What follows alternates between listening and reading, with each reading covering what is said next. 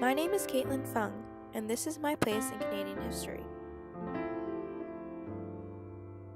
My story begins in the early 1900s.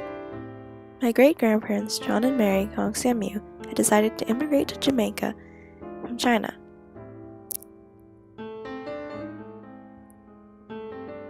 They arrived by boat in the Kingston Harbor.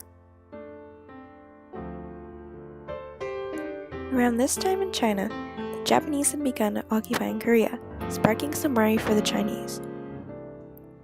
In 1912, the Qing dynasty had come to an end. This would be the last imperial dynasty of China. John and Mary gave birth to 5 children in Jamaica, my great-grandmother Marie being one of them. My great-grandfather, Louis Fung, had also been born in Jamaica.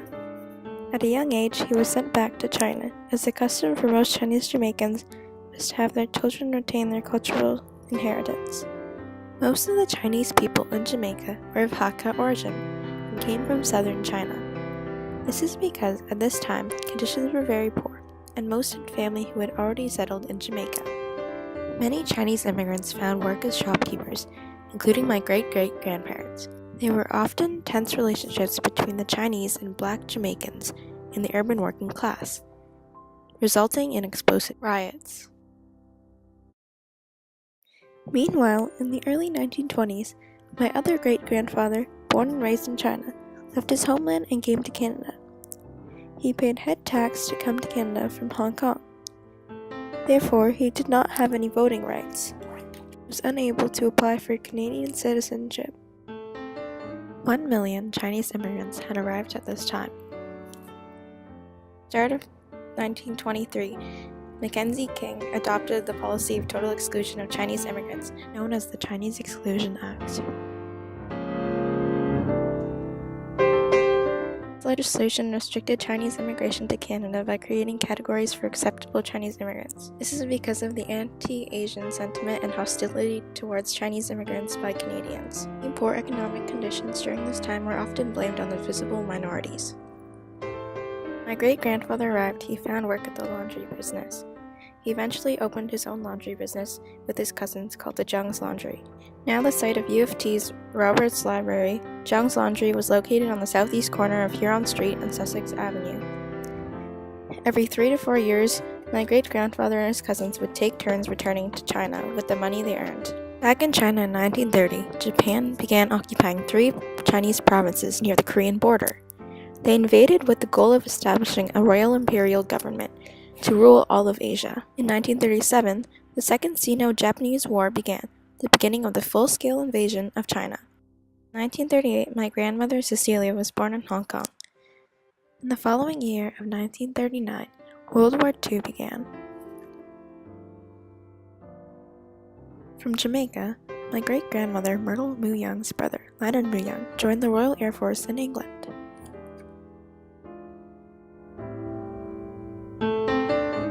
There he drove trucks carrying supplies and sometimes soldiers. My great-grandfather's brother, Kenneth Chung, had also been in the Royal Air Force during World War II. He worked on communication and dealt with cable and wireless systems. During the Second World War, the island of Jamaica was somewhat affected. Blackouts sometimes occurred at night, as apparently German vessels were spotted in the Caribbean. There's also an airfield located on the island, manned by Canadian and American soldiers. In 1940, back in China, my grandfather Peter Zhang's family had left their village to escape the Japanese invasion. His family settled in Hong Kong, where he was born, a British colony at the time.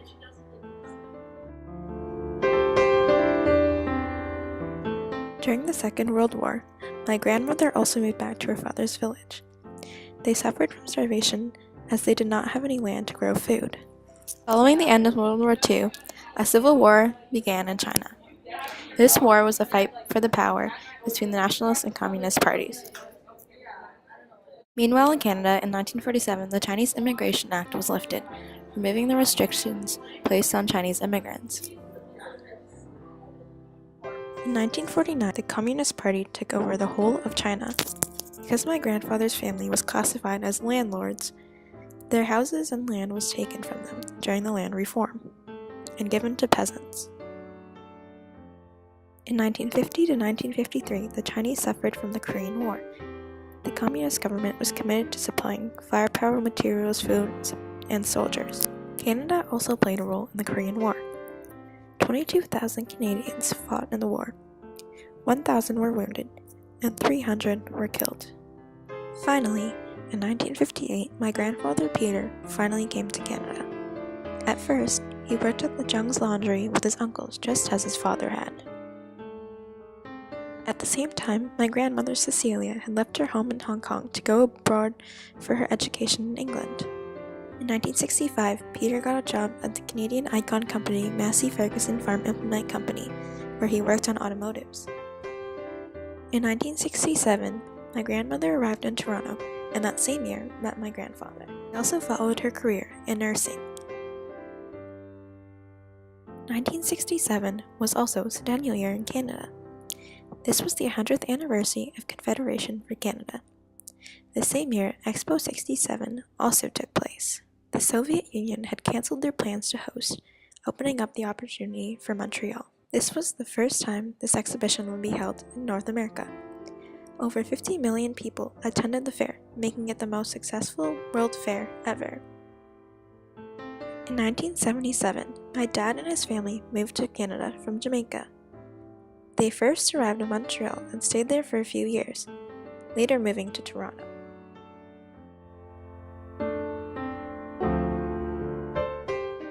They left Jamaica because the safety situation in Jamaica was not good due to political unrest. My dad's family chose Canada because they had some family members already living there. My father and his family found it challenging to communicate in English and French as they had a strong Jamaican accent. My grandmother Joanne had a tough time finding a job as she had no Canadian experience. My grandfather Raymond Funk, son of Marie and Louis, opened a Jamaican patty shop with his brothers. They named it Randy's Patties. This shop is located on Eglinton Avenue West in Toronto and is still in business today.